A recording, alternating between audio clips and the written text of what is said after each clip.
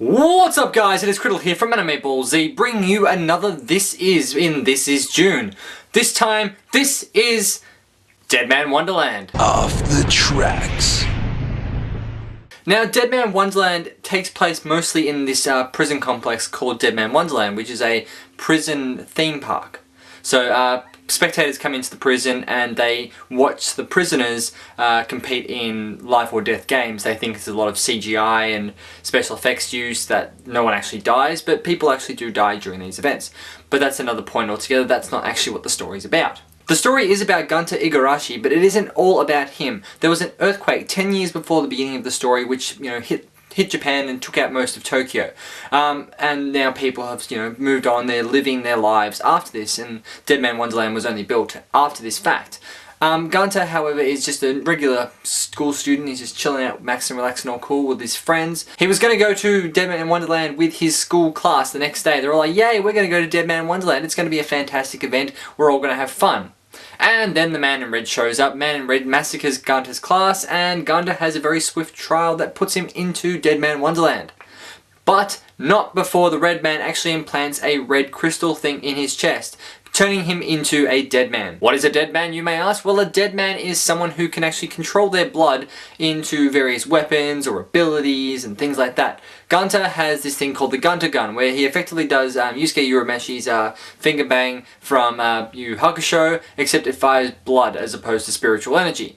You can obviously see how that would be a detrimental ability to use regularly, because blood is not an unlimited supply, despite what all other anime in existence will try to tell you. On to the characters! Gunter is our main character. He is effectively the Shinji of the series. He's a weak little kid who does not want to fight, despite the fact that he's thrown into a situation where he will have to. He's only a middle school, high school sort of student. He's only a kid, really.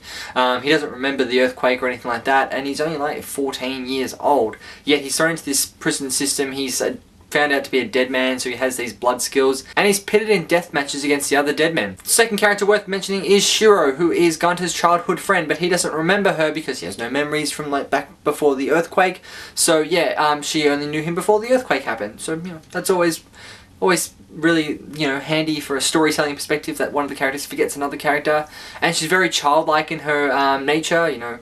Just like wants to have fun, like snacks and things like that. Very, very childlike and all that sort of stuff. Third character worth mentioning is Makina, who is the head of all the prison guards and all that sort of stuff. She's a bit of a badass chick, very buxom woman, quite well endowed in every form and shape of the word, and she carries around a sword in this prison. It's pretty scary, but she's an absolute badass. She doesn't really know what's going on with the prison as a whole, but she is there to try and maintain peace and make sure everything runs smoothly from her perspective. The fourth character worth mentioning really is Crow, who is one of the other dead men. He is another dead man, so that's his role in the series. He acts more as a mentor to Gunter than anything else, despite wanting to kick his ass very early on in the series. It's the sort of character he is. The good, the bad, and the dubbers. So, Gunter is voiced by Greg Ayres, better known as Onigiri in Air Gear, Kenshin in Sengoku Bizarre, and Negi Springfield in Negima. Shiro is voiced by Monica Rial, who is Mira Jane from Fairy Tail, Tsubaki from Soul Eater, and Bulma from Dragon Ball Z Kai. Makina is voiced by Colleen Clinkenbeard, which is a very, very different voice to what she does for, say, Luffy from One Piece or Gohan from Dragon Ball Z Kai.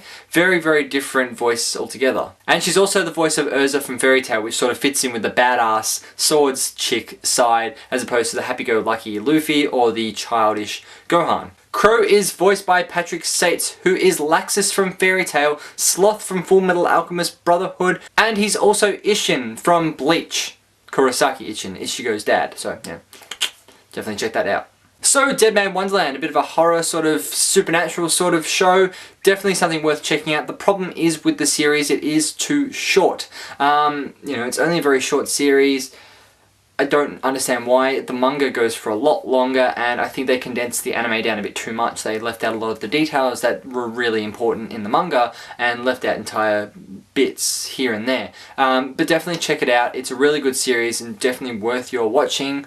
I give it a 7 out of 9 Straw Hats because, well, the length is probably the biggest issue, and the series is a really dark series, like actually physically like dark. It's just, you know, like, oh, I can't see anything, that sort of thing.